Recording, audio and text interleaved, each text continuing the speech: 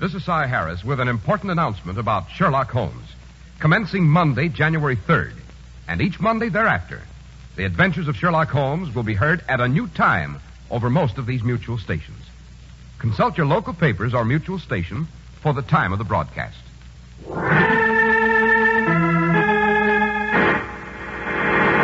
From New York City, the makers of Clippercraft clothes for men and more than 1,200 leading retail stores from coast to coast presents Sir Arthur Conan Doyle's immortal character, the world's most famous detective, Sherlock Holmes, starring John Stanley.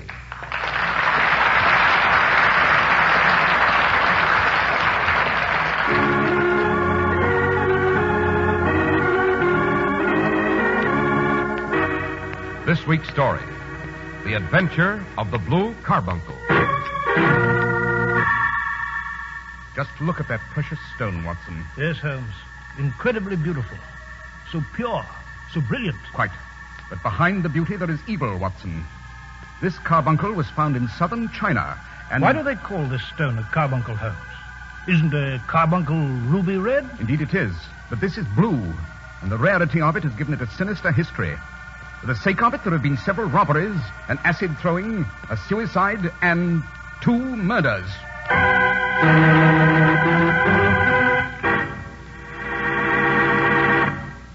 If you're resolved to wage a private war on high prices, here's a great way to begin. Go to the friendly independent store in your community that sells Clippercraft clothes. Select the luxurious Clippercraft suit that satisfies your taste, but note that it costs only $40 or $45. It's a terrific value. It has to be. Your Clippercraft dealer is one of the more than 1,200 independent stores from coast to coast who concentrate their huge purchasing power for the greatest possible savings in production and distribution, so that even a rich-looking pure worsted suit with the famous Clippercraft label costs only $45. Yes, the store in your community that sells Clippercraft clothes is your personal purchasing agent, your private value scout. They pick Clippercraft especially to keep you sold, and they're 100% right. You'll find out for yourself when you compare Clippercraft with clothes selling for many dollars more.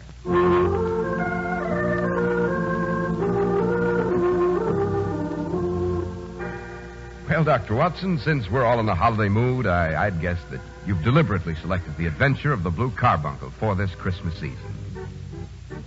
Indeed I have, Mr. Harris. The adventure was both a Christmas tale and a most intriguing crime. It was Christmas morning. It was a glorious London Christmas. We'd had a thick blanket of snow on the streets, and it glistened in the flickering gaslight. Now and then a sleigh would dash by, the horses prancing along as though they shared the festive mood, shaking their heads, it seemed, deliberately to jingle the bells on the harness. Stout gentlemen, their cheeks as red as could be, a broad grin on their faces, held the reins tightly in their mittens, carefully piloting their cargoes of gaily wrapped packages. At the corner of Goode Street on Tottenham Court Road, a tall man with a pointed beard, rather impoverished looking, was trudging along. He carried a white goose slung over his shoulder. As he reached the corner, a group of young rowdies began to tease him. Yo, where you going, Governor? Ain't you bet a few pennies for Christmas, eh, Governor? I'd gladly give you a few coins, but I really can't spare them. How about that goose you're carrying, eh? Blimey, His Majesty must have plenty of spare change to bought a goose like that. No, please. This goose is all I can bring home to my family for Christmas. I bet you I can knock his head off with a snowball. No, even though please. he is so tall, even though his eye is a church steeple. Come on, Governor, I'll bought a few No, pennies. let go of my coat. Hey, watch his hat now. Here goes my snowball. Yeah.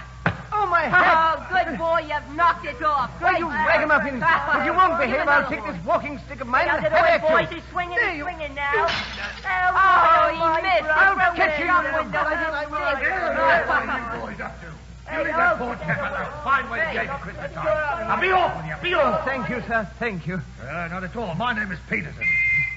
Good heavens. The police, and I've broken that window. Thank you for assisting me, sir. A Merry Christmas to you, sir. Oh, wait, you left your hat there on the snow and you dropped your goose. Come back here. Come back.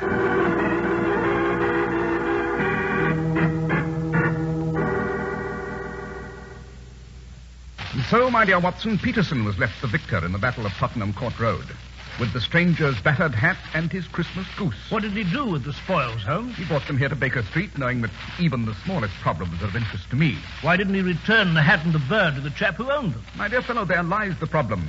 Peterson does not know the identity of the tall, thin gentleman who vanished into the dark. There wasn't a single clue to the gentleman's identity? By now, Watson, you must have realized that there is never a lack of clues. There's only a lack of the intelligence necessary to find them. Well, the rightful owner of the bird must be found immediately, Holmes. The poor devil's lost his Christmas dinner.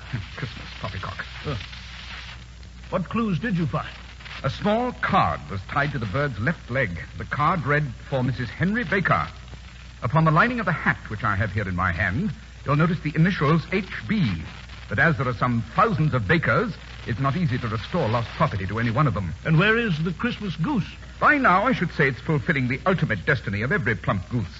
We were afraid lest it spoil, therefore it's roasting at this moment in front of Peterson's fire. Is there any hope at all of finding this Henry Baker, returning his hat? There's a great deal of hope of finding him. Oh, I'm sorry to burst in about like this, Mr. Holmes, but the goose, the Christmas goose, sir. I trust the news of the goose justifies the melodrama of your entrance, Peterson. Oh, Mr. Holmes, What of the goose? Has it returned to life and flapped off through your kitchen window? Look, Mr. Holmes, my wife found this in its crop. Is that a diamond? Well, yes, Dr. Watson, it must be. It cuts into glass as though it were putty. When you opened the goose, you found this precious stone inside of it? This is more than a precious stone, Watson. This is the precious stone. This is the Countess of Morcar's blue carbuncle. Is it really, Holmes? Precisely. I ought to know its size and shape, seeing that I've read the advertisement about it in the Times every day. This blue carbuncle is unique. The reward of £1,000 for its return is certainly not a 20th part of its market price. Reward of £1,000? Yes. You mind if I sit down? Well, didn't I read in the newspaper that it was lost at the Hotel Cosmopolitan home? You did, Watson. On December the 22nd, John Horner, a plumber, was accused of having stolen it from the Countess's apartment. The evidence against him was very strong. £1,000? James Ryder, the head attendant at the hotel, accused Horner. He said he'd shown Horner to the Countess's dressing room so that Horner might repair a grate that was loose. Yes, I remember that now. Ryder left Horner alone in the room. When Ryder came back, Horner was gone. The bureau had been forced open, and the box where the jewel was kept lay empty. Yes, I see. There was a maid involved, too, a Catherine Cusack. She rushed into the room when she heard Ryder shouting about the robbery and found the situation exactly as he described it in court. Yes, Holmes, but if this Horner stole the jewel, how did it get into the bird? And what has Henry Baker to do with all this? Mr. Baker, Watson, should provide a satisfactory explanation to that mystery. We shall determine his innocence or guilt by a simple test the moment we produce him. How shall we do that, Holmes? Well, I had nothing to do with the robbery, you understand? I just One found them... moment, Peterson. We shall place an advertisement in the evening papers, Watson. That would be the simplest method. Would you give me a pencil and that slip of paper? Oh, yes, of course, Holmes. Here you are. Found at the corner of Goodge Street a goose and a black felt hat. Mr. Henry Baker can have the same by applying at 6:30 this evening at 221B Baker Street. Will he see it in the papers? Oh, undoubtedly, Watson. He's a poor man. The loss was a heavy one. Peterson, would you have this put in the evening papers? Very well, Mr. Holmes. And in the stone? I shall return the stone to the Countess immediately. And, Peterson, would you buy a goose on your way back and leave it with me? We must have one to give to this gentleman in place of the one which your family is, now devouring. Well, certainly, Mr. Holmes. Well, good afternoon, gentlemen. £1,000 reward. Oh, great Lord of mercy, what a wonderful Christmas this is. I'll be £1,000 richer. God rest ye merry gentlemen. Let nothing you dismay. Hey. Now, just look at this precious stone, Watson. Oh, yes, Holmes. Incredibly beautiful. So pure. So brilliant. Quite. But behind the beauty, there's evil, Watson. This carbuncle was found in the banks of the Amoy River in southern China. Why do they call this stone a carbuncle, Holmes? Isn't a carbuncle ruby red? Indeed it is, but this is a blue carbuncle, and the rarity of it has given it a sinister history. There have been several robberies, an acid throwing, a suicide, and 2 murders, just for the sake of this 40-grain weight of crystallized charcoal. You see, Watson, in a great jewel such as this, every facet may stand for a bloody deed.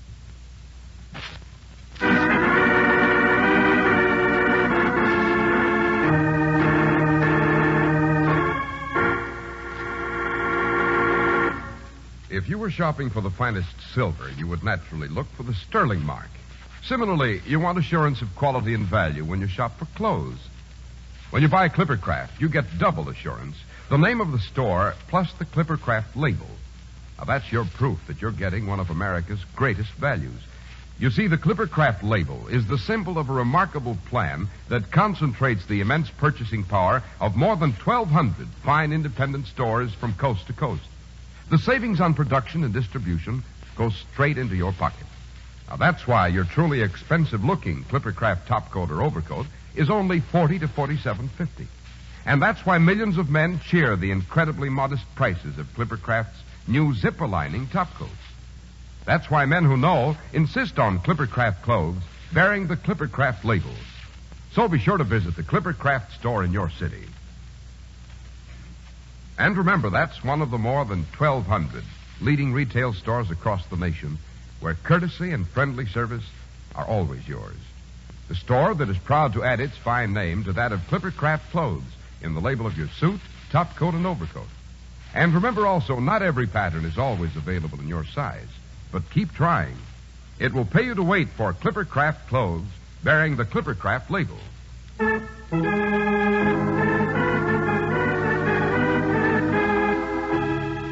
Well, Dr. Watson, shall we return to the story of the criminal who stole the blue carbuncle? Most certainly, Mr. Harris.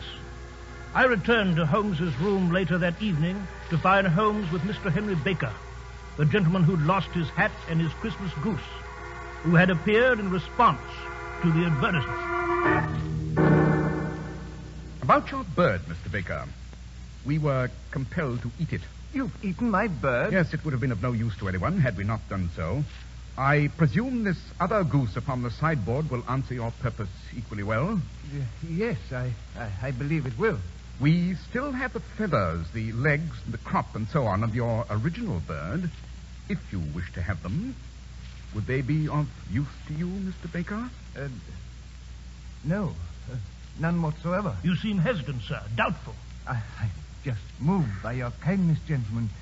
You might well have kept the bird and done nothing, but in the tradition of the Christmas spirit, you have provided me with a joyful surprise. Mr. Baker, would you tell me where you got the original bird? I'm somewhat of a fowl fancier, and I've seldom seen a better-grown goose. Certainly, Mr. Holmes. There are a few of us who frequent the Alpha Inn. Near the museum? Yes. This year, our host, Windigate by name, instituted a goose club, by which, on consideration of a few pennies every week, we were each to receive a bird at Christmas. My pennies were paid. Well, the rest is familiar to you. Now, if you'll pardon me, my hat. Oh, yes. Here it is. Thank you. I must dash home to share this wonderful bird with my family. You have the humble gratitude, gentlemen, of a poor soul whose Christmas you have brightened. A small enough gift, sir, for the greatness of the day. Merry Christmas, Mr. Baker. And a glorious holiday to you, Dr. Watson. Mr. Holmes. Good evening, Mr. Baker. He's quite innocent, eh, Holmes? Quite. Really, Holmes, you have not extended greetings to one person, you know. That the Christmas spirit cannot reach the lofty, ice-bound heights where you keep yourself. At the moment, Watson, a Mr. Horner stands at the assizes charged with the robbery of the Countess of Morcar's blue carbuncle. Mr. Horner may serve a long sentence in prison undeservedly, and the actual culprit will still be at large. Who placed the priceless stone in the crop of the bird? We must answer that damning question, Watson. We've no time for sentimental rubbish. Quickly, to the Alpha Inn.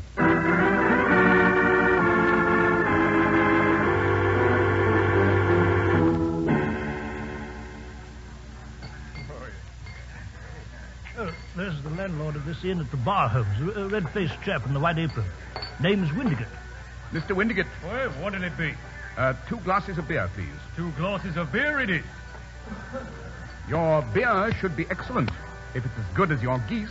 My geese? Yes, I was speaking only half an hour ago to Mr. Henry Baker, who's a member of your goose club. Oh, but them's not our geese. Indeed? Then whose are they? Oh, I got 2 dozen of them from a salesman in Covent Garden. I know some of those salesmen. Which one was it? Well, let me see now. His name was, oh, yes, Breckenridge. Breckenridge. Thank you, sir. Come, Watson. Yes, right you are. Oh, wait, you haven't drunk up. Your payment, Mr. Windigate. We've more urgent matters at hand. Not even time for a toast to the jolliest holiday of them all? No nonsense. Well, good night, Ebenezer Scrooge. Ill-advised humor is the eternal earmark of third-rate minds. Good night, sir.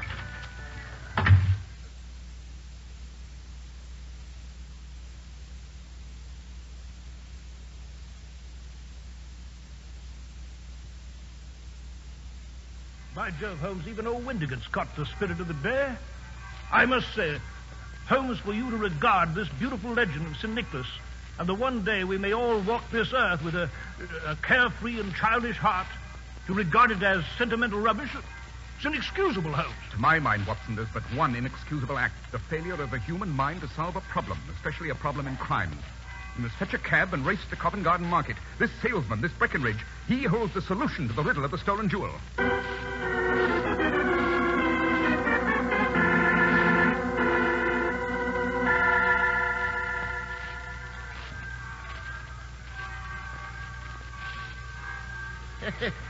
Son, hurry, Bill, my lad. Help me put up these shutters. Right now, Mr. Breckenridge. You hear those church bells, Bill, my lad? I do, Mr. Breckenridge. It's the sweetest music a man could ever hear. Church bells at Christmas time. You know what the bells are saying? What, Mr. Breckenridge? They're saying, you know business in the stall, working this night. You, young Bill, belongs with the other youngsters round the tree. And me, Mr. Breckenridge, I should be standing at the punch bowl with me good wife and me dear friend. So, up for the shutters, Bill, my lad. Good evening, Mr. Breckenridge. I am that, and a very happy evening it is, too, sir. An holiday evening. Yes, so it is. By George... Quiet, Watson. Sold out of geese, I see. I could let you have 500 tomorrow morning. Tomorrow morning will not do. Surely you may find just one more. I was recommended to you. By who? We were recommended by the landlord of the Alpha Inn. Oh, yes, I sent him a couple of dozen. Fine birds they were, too. Where did you get them? That then, mister, what are you driving at? Let's have it straight now. It's straight enough. Well, we should like to know who sold you the geese which you supplied to the Alpha Inn. I shan't tell you. It's a matter of no importance, but I don't understand why you should be so disturbed over such a trifle. Trifle, is it? You'd be angry if we were as pestered as I am. When I pay good money for a good article, that should be the end of the business. But it's where are the geese? And who did you sell the geese to? And what do you take for the geese? Never in all my years at this stall have I heard such a fuss. Well, I have no connection with any other people who've been making inquiries. But I'm always ready to back my opinion on a matter of fowls. Meaning just what? Meaning that I have a fiver on it that the bird I ate is country bred. Why do you say that, Holmes? You've lost your fiver. It's town bred. Nothing of the kind. I say it is. And I don't believe it. You think you know more about fowls than I, who've handled them ever since I was a nipper? I'll have a sovereign on it with you, just to teach you not to be obstinate. Bring me the books, young Bill. Oh, I've fetched them. They're up on this shelf. Here's the big ledger. Fine, lad, fine. Now then, Mr. Cockskewer, if you'll step over here to the lamp. Very well. And lick at me thumb, and I'll find the page. I need new spectacles. Here we are. Look at that third name. Just read it out to me. Mrs. Oakshott, 117 Brixton Road, egg and poultry supplier. Read the last entry. December the 22nd, 24 geese at 7 shillings and sixpence. Quite so. And what's it say underneath? Sold to Mr. Windigott of the Alpha at 12 shillings. What are you to say now? You owe him a sovereign, Holmes. And it is. You won, Mr. Breckenridge. You won. So I did, Bill Millett. And you may have the sovereign seated at Christmas time. Oh, thank you, sir. Come, Watson, the air about this store becomes sickeningly sweet. I'm with you, Holmes. Well, evening, Mr. Breckenridge. And a Merry Christmas. A Merry Christmas Merry to you, Christmas. sir. Walk down the street a bit, you may, Watson, and confer privately about our next step. Well, I should say it's Brixton Road, Holmes. This Mrs. Oakshott who raises the geese must know how the blue carbuncle came to be in the bird's crop. Undoubtedly. Now that I've duped Breckenridge by means of that wager into telling me the woman's name. It's the salesman, Breckenridge. Who's the little fellow he's arguing with? He wasn't at the stall before. If you come pestering me with all your silly talk, I'll send the dog at you. But, Mr. Breckenridge, hold on. You bring Mrs. Oakshott here, and I'll answer her. But what have you got to do with it? Did I buy the geese off you? No, but one of them is mine all the same. Well, then ask Mrs. Oakshott for it. This may save us a visit to Brixton Road, Watson. Come, we'll see what's to be made of this fellow. I've had enough of this. Get out. He's chased a stranger away from his stall. Here he comes. We must stop him, Watson. One moment. Stop where you are. Who are you? What do you want? You'll excuse me, sir. I could not help overhearing your conversation with Mr. Breckenridge. I believe I may be of assistance. But who are you? How could you know anything about it? My name is Sherlock Holmes. It's my business to know what other people don't know. And I'm Dr. John Watson. You, sir, are endeavoring to trace some geese which were sold by Mrs. Oakshott to Mr. Breckenridge at the stall down the street. The geese were sold in turn to Mr. Windigate at the Alpha Inn and then to Mr. Henry Baker. Then you do know about it. You can help me? Of course I can. Your name, sir? My name is John Robinson. No, the real name. It's always awkward doing business with an alias. Well, my real name is James Ryder. Precisely so. You are head attendant at the Hotel Cosmopolitan, where the Countess's precious jewelry disappeared. Please, Mr. Holmes. I suggest we discuss this case at my residence on Baker Street.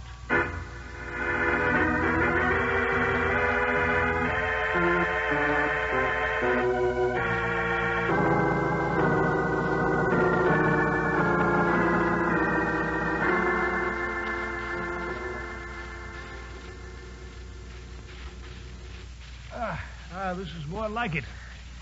Oh, that fire's very cozy. Mr. Ryder, I've invited you here to Baker Street because you want to know what became of those geese. I want to know desperately, Mr. Holmes. You are concerned, Mr. Ryder, with one bird, white, with a black bar across the tail. You know about it? Can you tell me where it is? It came here. Here? Yes. And it laid an egg after it was dead. The prettiest, brightest blue egg. I have it here in my strongbox.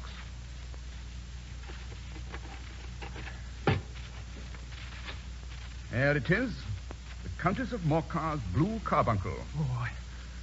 Oh, I'd like to explain. Grab him, Watson. He seems faint. I'll help him into this chair. There we are. Not a very sturdy or convincing criminal, are you, Mr. Ryder? You've heard, of course, of this blue stone? It was Catherine Cusack who told me about it. Yes, I see. Her ladyship's maid. You knew this man Horner had a criminal record, that it'd be easy to point suspicion toward him. You and the lady's maid managed to have Horner the plumber sent for. After he left, you rifled the jewel case, raised the alarm, and had him arrested. Mr. Holmes, I never went wrong before. I never will again.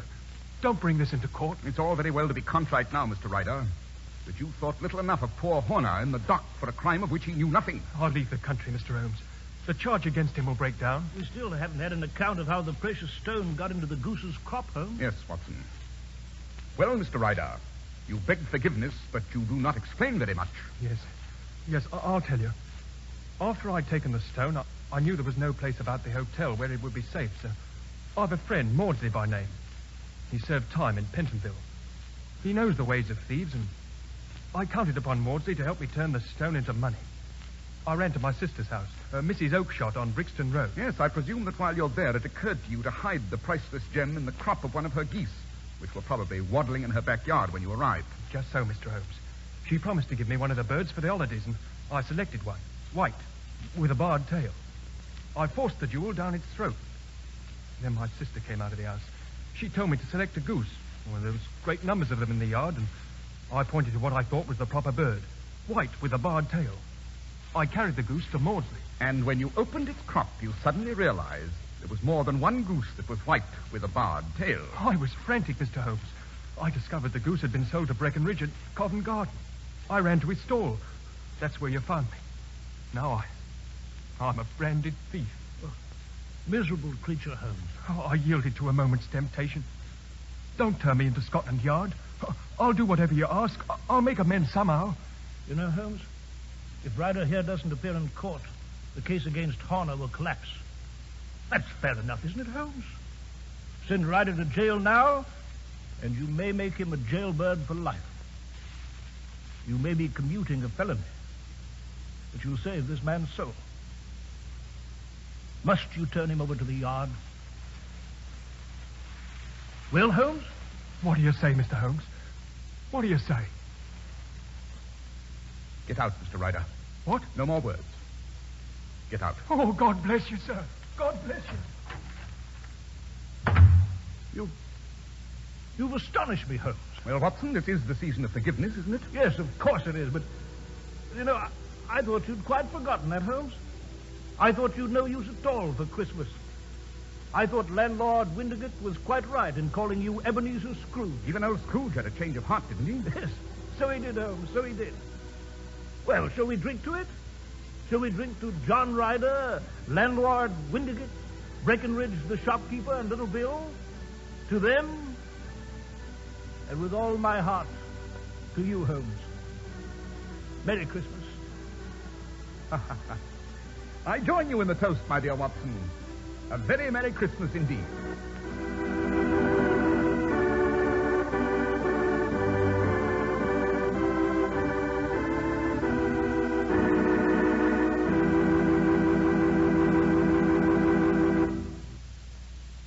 Well, Dr. Watson, the adventure of the Blue Carbuncle was a very charming and appropriate story. I imagine that next week, though, we return to the bloody, the grotesque, the great struggle between Holmes and the most brilliant criminals of his time. We do, Mr. Harris. Next week's adventure is entitled The Adventure of the Malicious Moor, which strangely resembles the story of Shakespeare's Othello. Well, that's a very attractive prospect, Dr. Watson. And, Doctor, as most of the friends of Sherlock Holmes know, an internationally famous society has been founded called the Baker Street Irregulars, a society of devotees to Holmes and to his adventures. And here in New York, there is a chapter known as the Diogenes Club, after the great Greek philosopher who searched the earth for an honest man carrying a legendary lantern. Now, each year, the Diogenes Club, whose members include many of the most distinguished personalities on the current American scene, makes special awards for outstanding achievements. On Wednesday, December 8th of this year, the very first recipient of this award, a Diogenes lantern, was President Harry S. Truman. The lantern was presented to our president by Mr. Elmer Davis and by Mr. Christopher Morley. In presenting it, Elmer Davis said that President Truman received it for shedding light on the political situation when the experts were in the dark. Now, in the absence of Dr. Charles Goodman, president of the Diogenes Club, I have been delegated to announce the latest award of the Diogenes Lantern.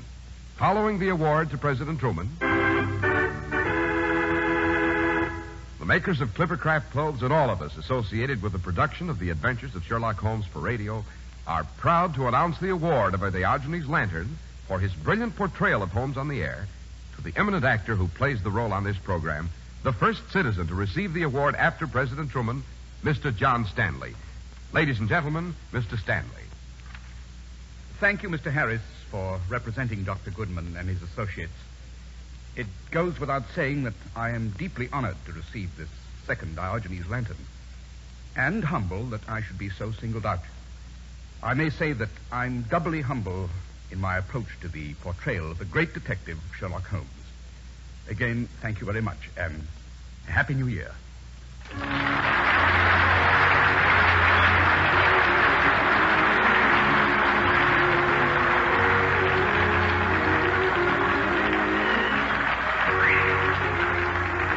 The makers of Clippercraft clothes in more than 1,200 stores from coast to coast have brought you another in the new series of broadcasts featuring the world's most famous detective, Sherlock Holmes.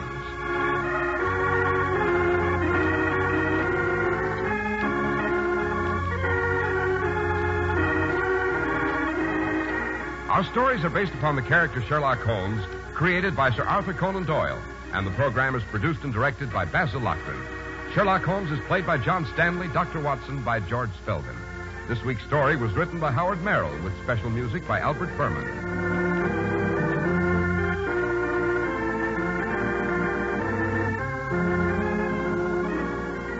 If you don't know your Clippercraft dealer, write Clippercraft, 200 Fifth Avenue, New York City. Remember, in 1949, beginning January 3rd, the makers of Clippercraft clothes will bring you the exciting adventures of Sherlock Holmes over most of these mutual stations on Monday nights. Check your local newspaper and mutual station for the time. Now, be sure to listen January 3rd. That's January 3rd to Sherlock Holmes in the adventure of the malicious Moor.